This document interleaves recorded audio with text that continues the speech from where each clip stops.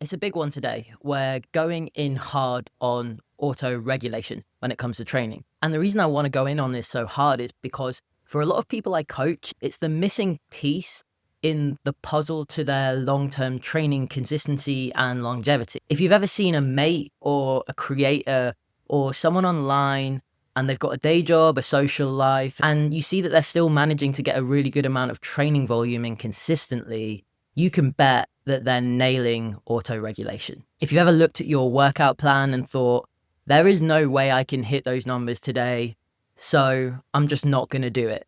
Or if you felt like you can't do a session perfectly, there's no point.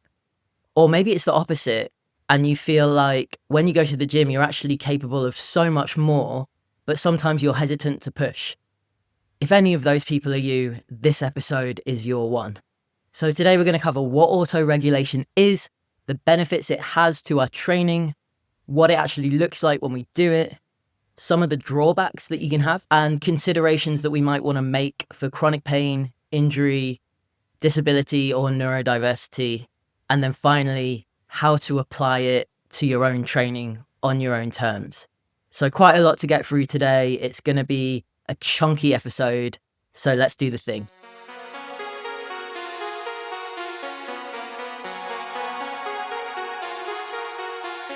Auto-regulation is a training approach where we adjust our workout based on how we're actually feeling on any given day.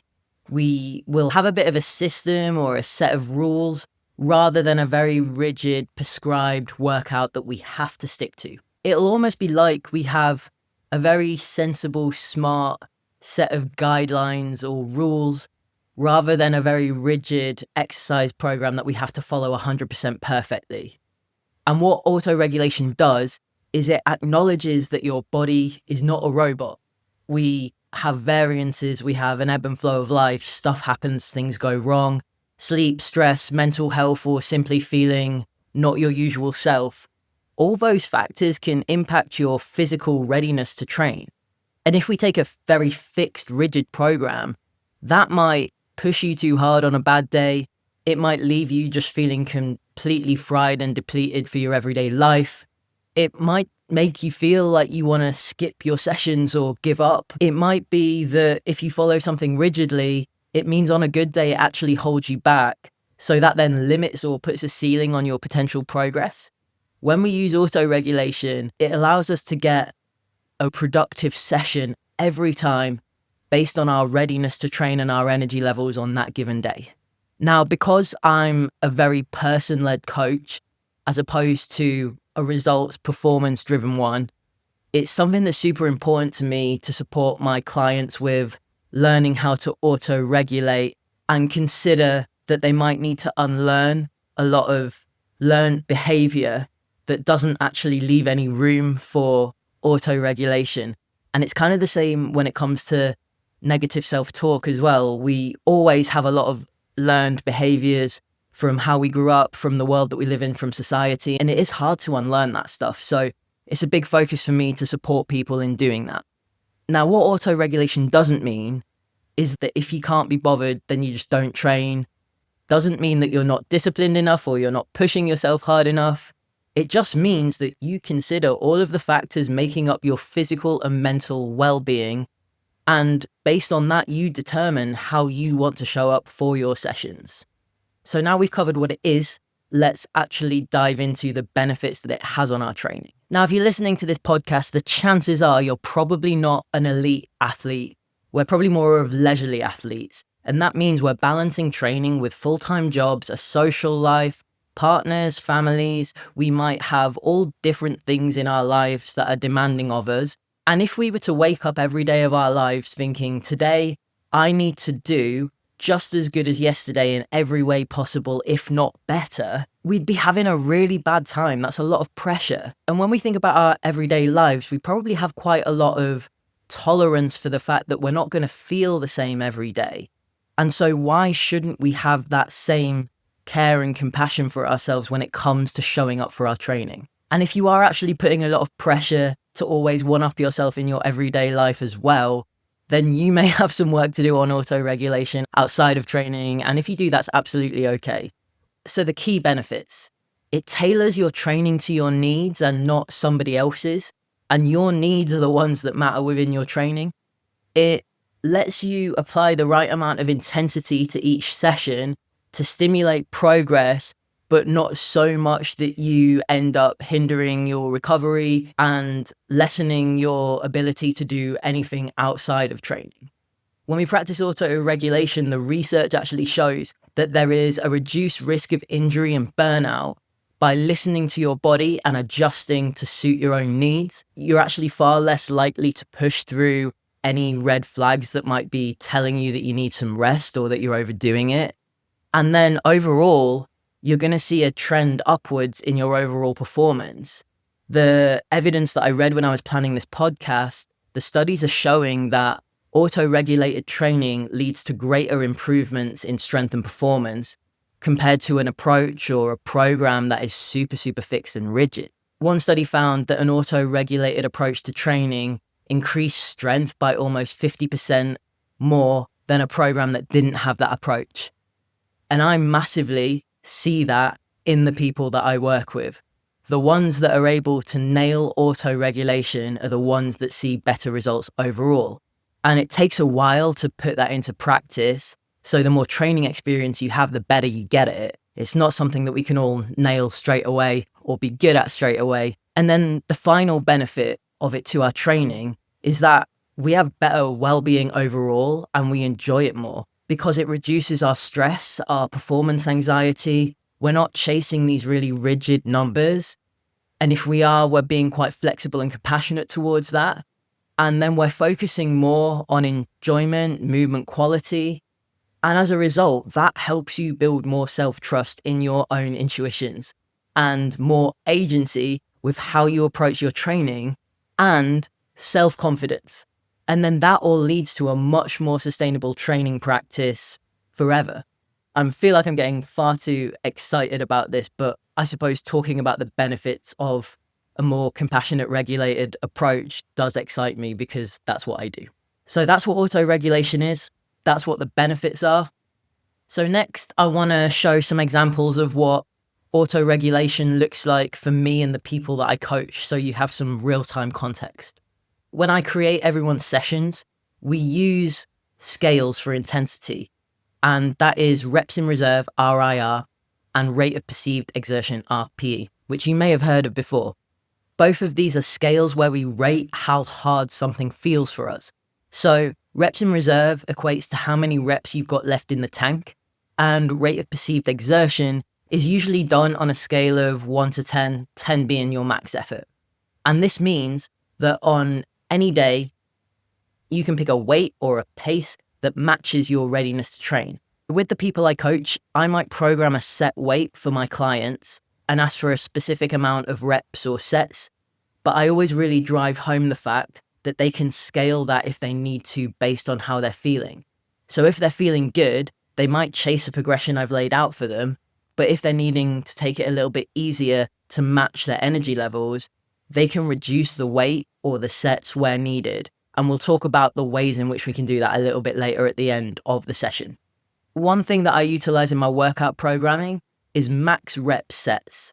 So if, for example, you're doing accessory movements at the end of the session, any of the smaller isolated muscle groups, when we use max sets of reps, there might be a weight listed, but no reps, which means you just do as many as you can based on what you have in the tank. And one day that might be 6, one day it might be 10, one day it might be 20. So max rep sets with or without a specific intensity can be super helpful for auto-regulation. And the next method I use is ranges. If you're someone that works with me, you will know that I love a flexible range for anything.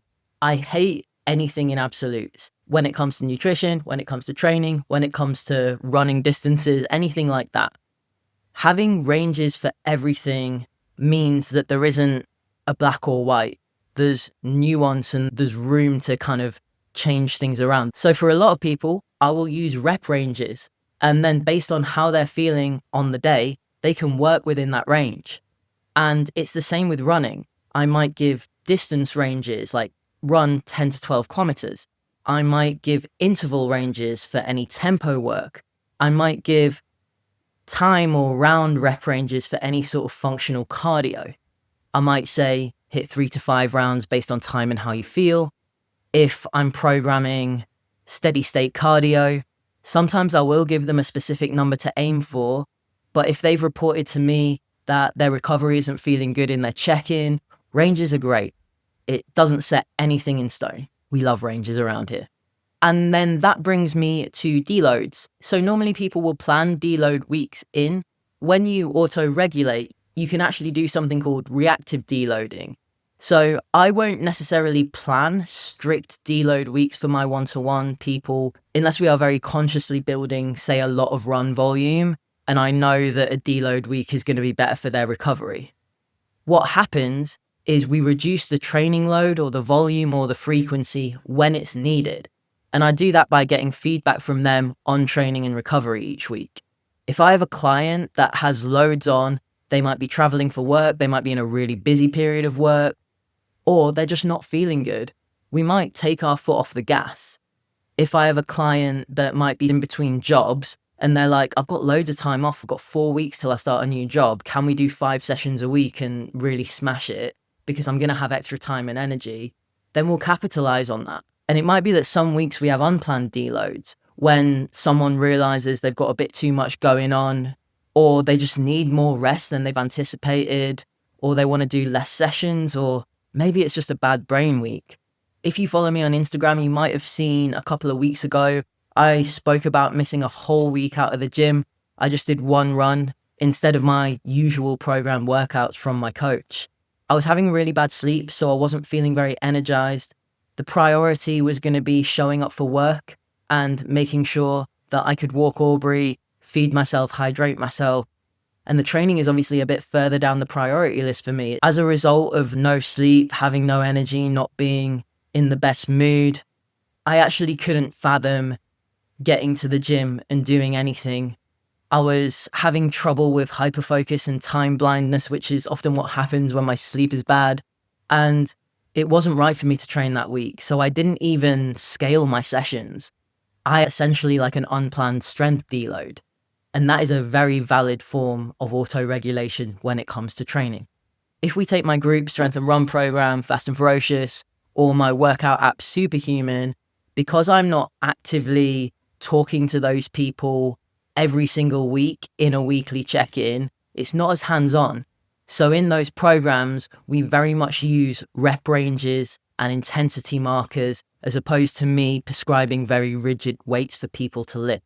And that allows the people that use those programs to interpret it and auto-regulate themselves. And obviously that isn't as hands-on as one-to-one coaching, but it still provides them with the tools that they need without necessarily being coached, because not everyone has the means to pay for a coach to give that feedback after their sessions. So if you're a person that doesn't have a coach, doesn't plan to have a coach, but you do follow a workout program, maybe you do one of mine, you can use auto-regulation within that program. And if the person that's written the program has done it really well, then you'll have room for that. If you've got a program and it doesn't look like there's room for that, don't be afraid to build it in for yourself. And at the end of this episode, you will 100% be able to have all the tools to do that. So that's a little bit about how I make space for it with my people and in some of the follow-along programs and the group programs that I do online. Next, let's talk about the potential drawbacks of auto-regulation. And there isn't many, but the main one is that it's just really subjective. And sometimes that can be hard to gauge at first when you're early on in your training journey. Our perception of our own intensity can often be quite skewed, meaning that if you're in a really bad mood, you might just rate something as being an 8 out of 10 hard, or if you really just couldn't be bothered doing a session, you might rate it harder than it actually is because you're just feeling a bit rubbish about it. So this is where there's almost a fine line, because if you are physically and mentally ready to train, but you just feel a bit meh, can't be bothered, it would be really easy to fall back on being able to use auto-regulation as an excuse to not work hard when you are capable of it. So you do have to be very honest and candid with yourself when you're putting it into practice. And you also have to trust yourself and your intuition as well. I have some clients that will be like, I don't know if I'm using the fact I need to rest as an excuse, or I don't know if I actually do need to rest. And at that point, I actually have a visual scale that I give them where they can look where they are on it and actually visualize their readiness to train. And so having something like that can be so, so valuable. You can even make your own. And on that topic of honesty, being honest with yourself, sometimes you do need to separate your emotions from your physical state at times and ask yourself the harder questions.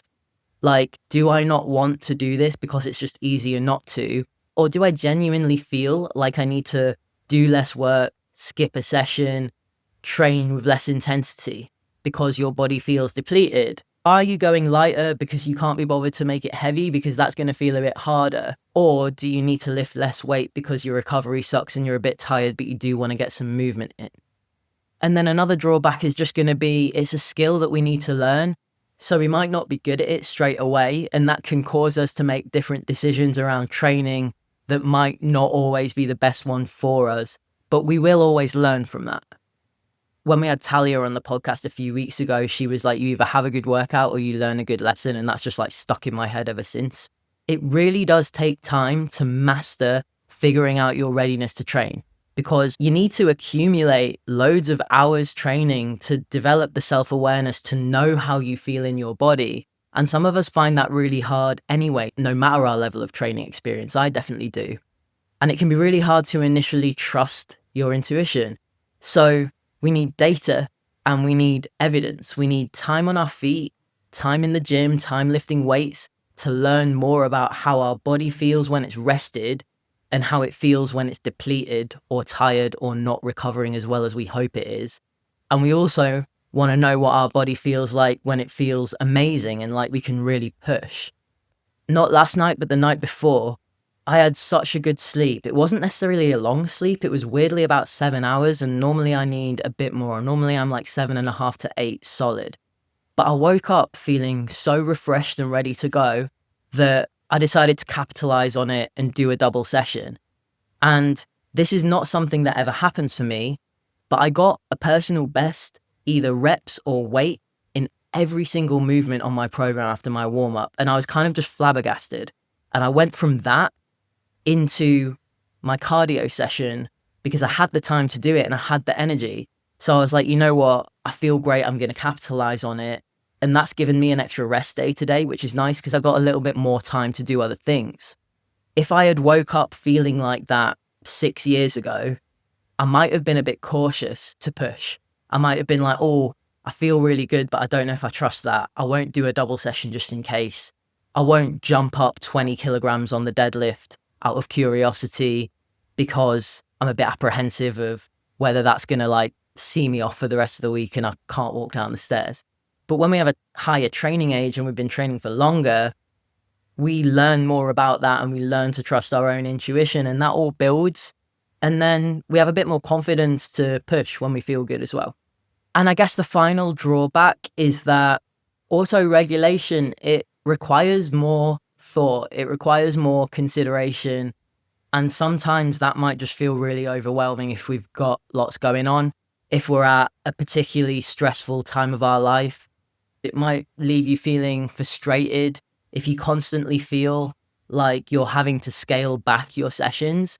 And if you're showing up for 2 weeks and you're like, I don't feel good, I'm going to have to scale this session or I'm going to have to do less, it can make you feel a bit shit and it's very easy to overthink. But what I would say on that for anyone that is feeling frustrated because they can't train at the intensity that they normally do, or they can't quite hit the lifts that they have been recently because they've just not got the mental or the physical energy there, that's okay. Like, that is going to happen. And I think sometimes the sooner we can make peace with that, the better. And I think it's all right to just feel your feelings and be a bit sulky about it for a bit, and then remind yourself that you're doing the right thing for what you need. If you are being honest with yourself, if you're listening to your body and you're adapting and regulating your sessions to suit that, then you are doing something really positive for your long-term health and your well-being. So those are the drawbacks. The next thing I want to talk about is considerations or things we might need to think about when it comes to autoregulation, when we also consider chronic pain, mental health, access needs, neurodiversity. If anything, regulation is so important here because the core principles of it align with people having varying physical and mental needs each day. And that can be overwhelm, overstimulation, it can be injury, it can be chronic pain flare-ups. So for anyone that's in any of those camps, it's going to be especially important for sure. And probably something that you're already doing in your everyday life that you can just now apply to your training. For a lot of people that are neurodivergent, that have a disability, that have chronic pain, you may have experienced people invalidating that throughout your life or not understanding the limitations or drawbacks that you might sometimes have accessing fitness or anything for that matter. So using a training approach that really respects that can be really empowering. It's going to allow you to tailor your workouts in a way that respects your needs, your energy, your pain, and your sensory thresholds. So bearing in mind those needs, if we think about external stressors, so things at work, in the news, sometimes at home, societal pressures, it can cause a ton of mental fatigue, sensory overload, overwhelm, and that can lead to executive dysfunction.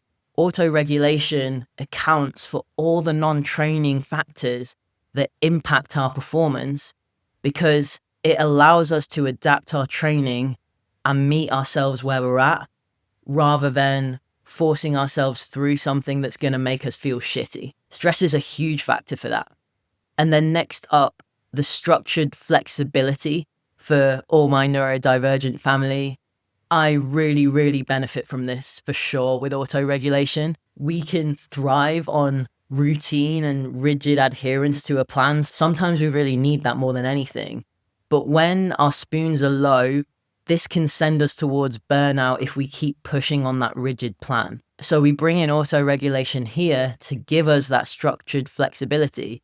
We still have a framework for our training, we still have goals, but the way we show up and approach the sessions individually can be way more flexible. And giving yourself permission to do that at first can be really hard because sometimes we do want that rigidity to keep us in a routine that keeps us feeling regulated. And that means that you can still engage with your training even on days where a full intense session just isn't doable. So then you're preventing complete disengagement from your training or feeling like you failed. You're less likely to just be like, well, I can't do this 100% and I can't follow it rigidly, so I'm just going to put it in the bin. On to chronic pain next. If you are a person that has fluctuating levels of physical pain, chronic conditions, autoregulation, again, allows for adjustments. So you can reduce volume, you can lower weights or switch exercises that mean you need less coordination and stability. So again, just more examples of regulating your training coming out on top when you have pain, and that can fluctuate massively day to day. And I find that a lot with my endometriosis. Some days are awful.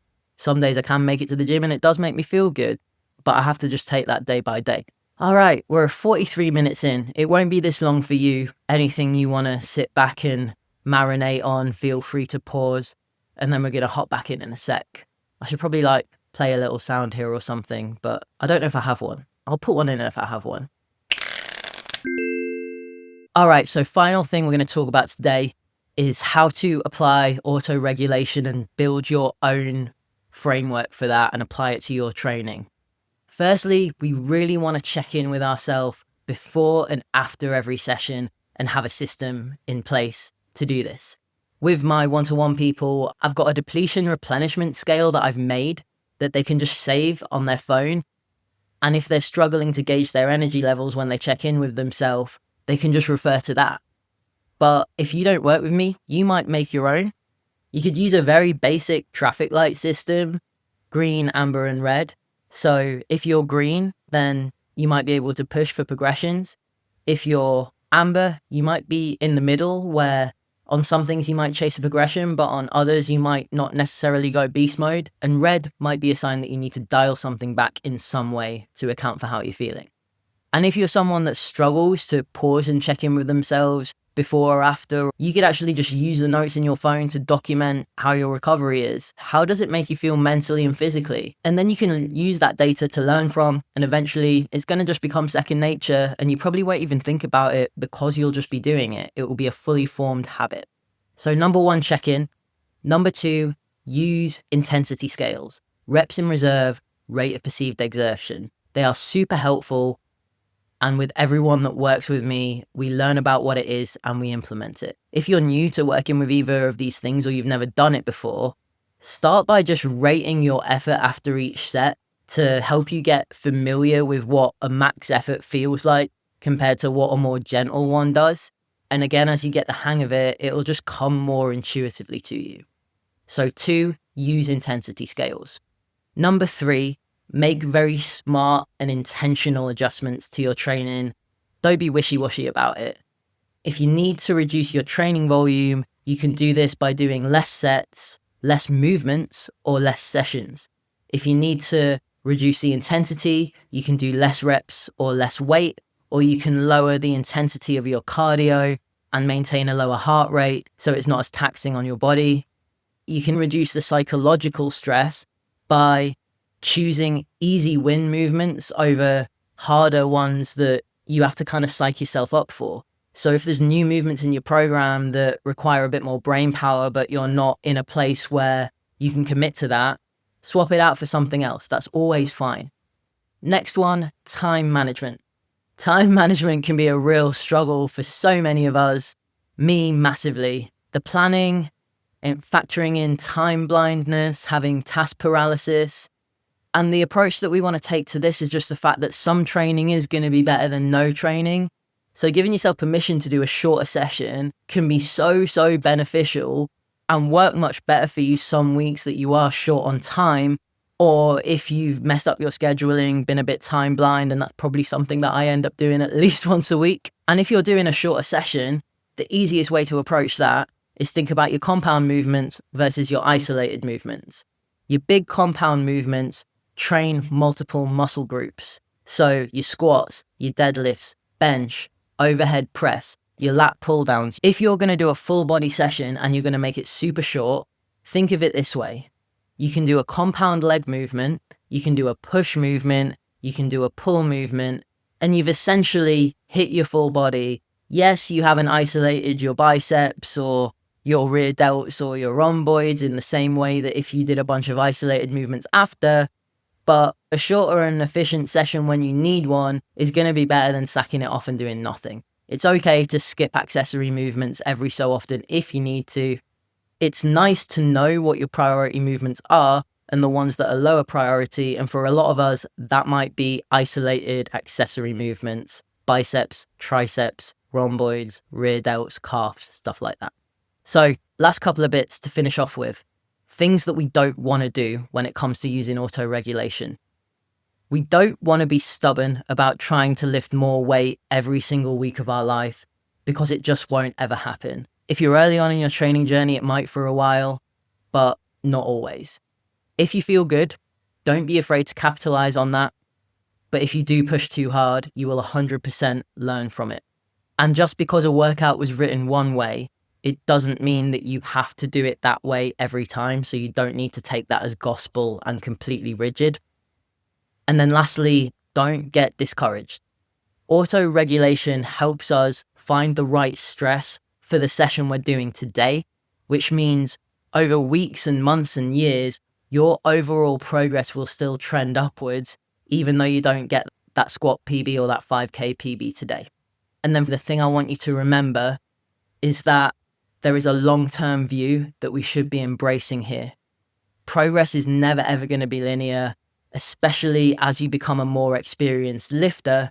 Some days will feel slower, some days will feel tougher, and that isn't a negative, it's just what happens. So that is our very deep dive on auto-regulation today. I really hope it's helped. It might be that you're subconsciously already doing it. It might be that you're not doing it at all and you're like, oh, bloody hell, I probably need to try and do a little bit of this. Auto-regulation is such an important part of a consistent training practice. And the people that nail their consistency are the people that are nailing auto-regulation. It's not about being lax or lazy or not being disciplined enough with our training. Just about having a compassionate approach to your training that'll build a really sustainable relationship with it so you can just maintain it and keep doing it. It's about showing respect for your body, your mind, your environment, and your life circumstances. It's about doing stuff on your terms and not just doing what other people are doing or what you think you should be doing. We can't just chase the highest numbers or the fastest paces or the longest distances every single workout, because that just can't last. So let's all agree to do the work on that auto-regulation practice. And if you're a person that needs help doing that, feel free to drop me a DM or use the links in the show notes to get in contact to talk about working with me. I can let you know what options I have that might work best. As always, do all the clicky stuff, subscribe, rate, leave a comment, it helps so much. And obviously, keep chasing the small gains and auto-regulating them, I guess. Love you.